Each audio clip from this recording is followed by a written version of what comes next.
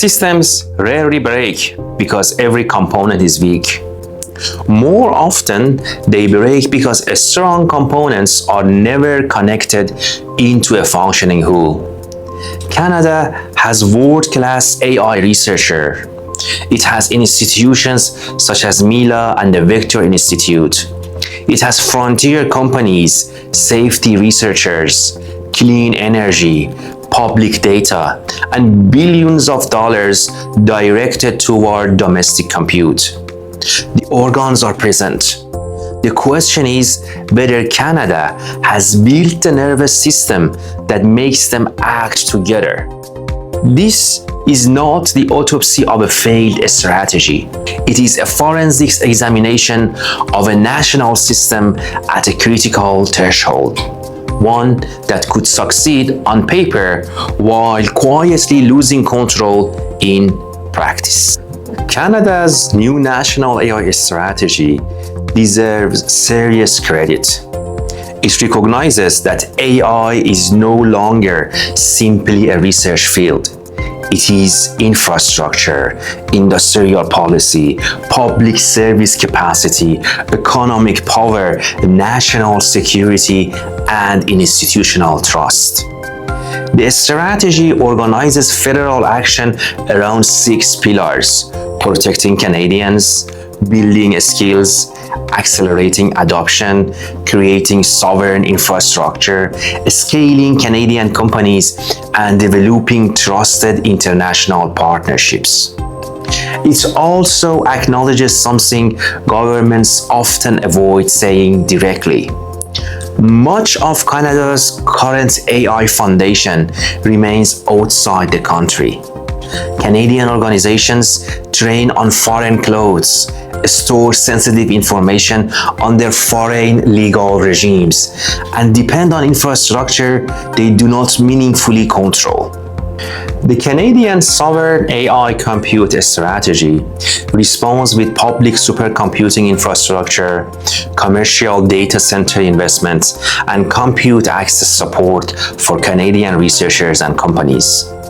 The larger strategy adds data spaces, government procurement, safety evaluation, growth capital, and support for open source AI. This is a genuine shift. Canada is moving from AI prestige, celebrating what was invented here, to AI statecraft, asking what must be controlled, deployed, protected, and retained here. But recognizing the pieces is not same as making them operate as a system. The first vulnerability is an execution gap. The federal strategy contains many important actions. An Office of Digital Transformation is intended to accelerate federal adoption. Innovation fellows are supposed to bring technical and commercial expertise into government. National missions are meant to connect researchers, companies, institutions, and public problems. But federal adoption is only one part of national execution. A sovereign AI system crosses departments, regulators, provinces, hospitals, universities, development banks, procurement authorities, critical infrastructure operators, and of course, private firms. Who owns dependencies between them? Who ensures that a Canadian supercompute is connected to usable data, procurement demand, commercialization pathways, security assurance, and export markets? Who can require these actors to move in sequence rather than simply announcing parallel programs? Across academia, government discussions, and technology startups, I have repeatedly seen the same failure pattern. Every participant competently manages one component, but no one possesses the authority or accepts responsibility for the final system outcome. this is not primarily a technology problem. It is a problem of decision rights. Power in complex systems belongs to whoever that can coordinate the pieces. If nobody can coordinate them, the system remains dependent on whoever already controls the integrated platform. Canada does not merely need more AI program. It needs a national AI operating model. The second vulnerability is more economic.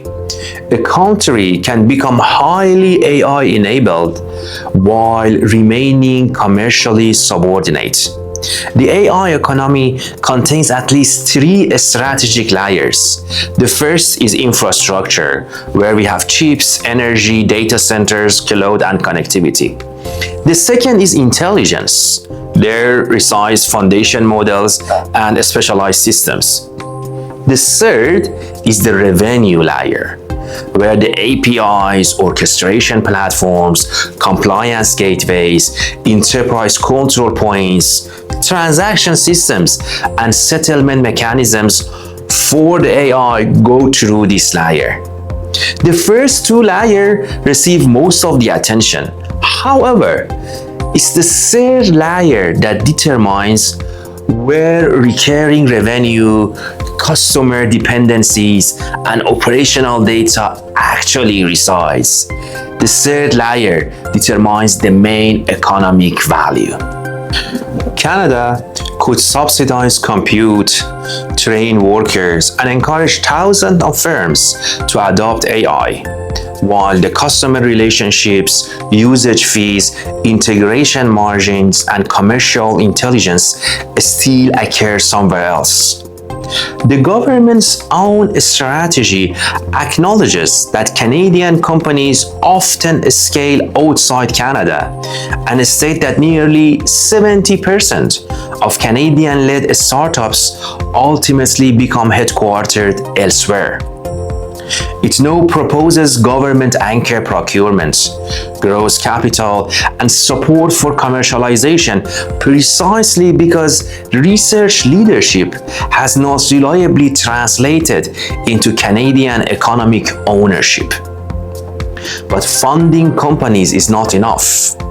Canada must deliberately construct what I call RAIL, roads through which AI services reach enterprises, anchors that keep strategically important transactions and companies in Canada, intermediation where trust, compliance, orchestration, and accountability are provided, and of course, liquidity through Canadian financial, contractual, and procurement channels.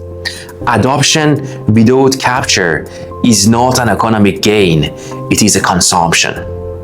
The third vulnerability emerges when safety is implemented through concentration. To its credit, the federal strategy explicitly supports open source AI and recognizes that dependence on a small number of proprietary models creates vendor lock-in, structural dependency, and limited adaptability. But policy language and procurement behavior are not always the same. Closed platforms often appear safer to institutions because they arrive with enterprise contracts, certification claims, polished dashboards, service-level agreements, and a vendor that can be blamed when something goes wrong. The convenience can quietly transform risk management into dependency management. Closed and safe are not synonyms. An opaque model can still be insecure, poorly evaluated, or impossible to inspect independently.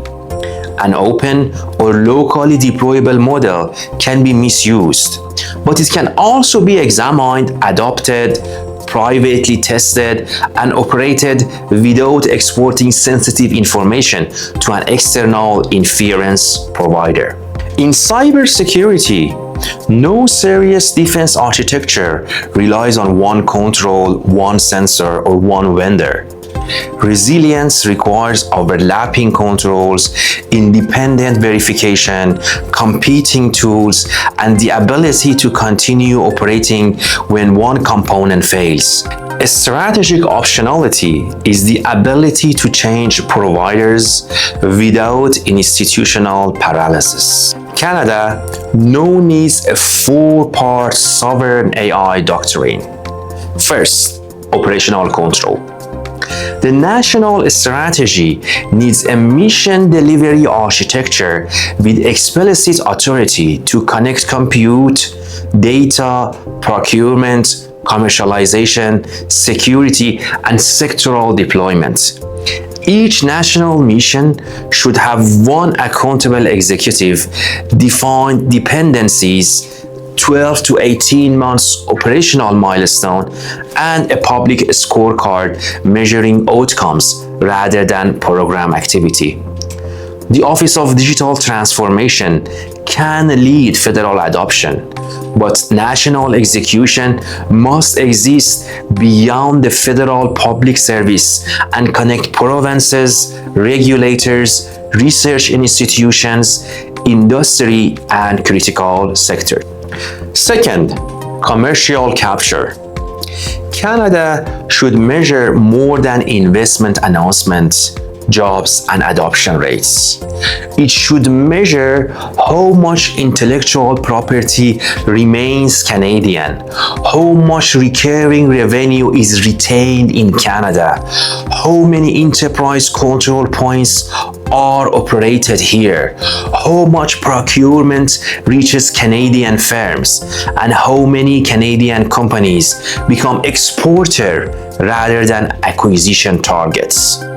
Government as an anchor customer is powerful only when procurement creates reference customers, recurring revenue, interoperable products, and exportable Canadian capability, not permanent dependencies on public subsidies.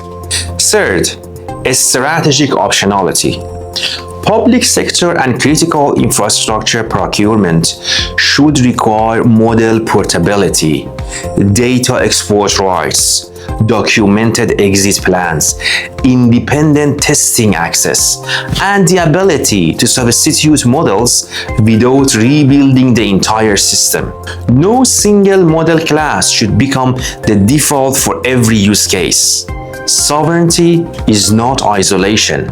It is the ability to build when necessary, partner when advantageous, buy when efficient, and switch when conditions change.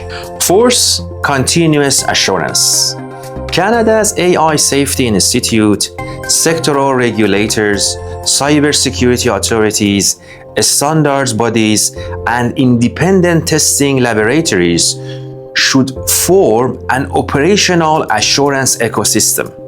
Certification can establish a baseline, but it cannot prove that a system remains trustworthy after deployment.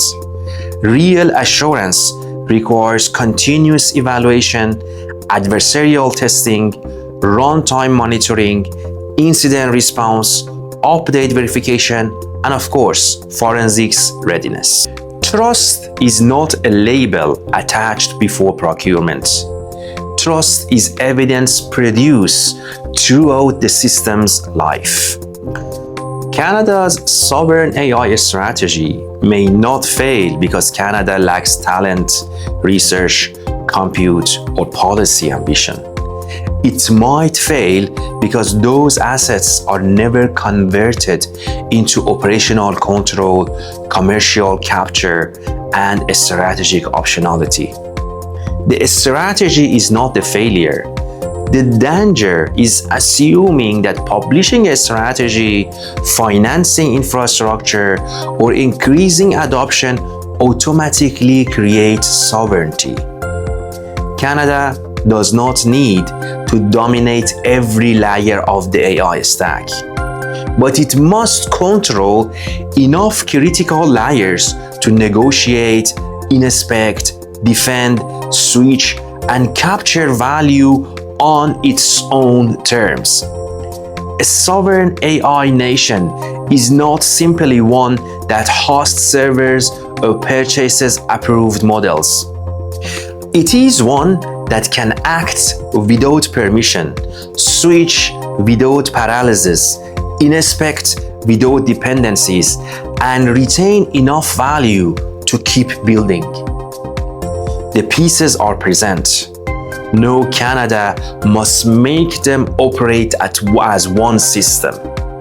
This is Autopsy of Power, where we examine how power, incentives, and system design determine which institutions last and which quietly lose control.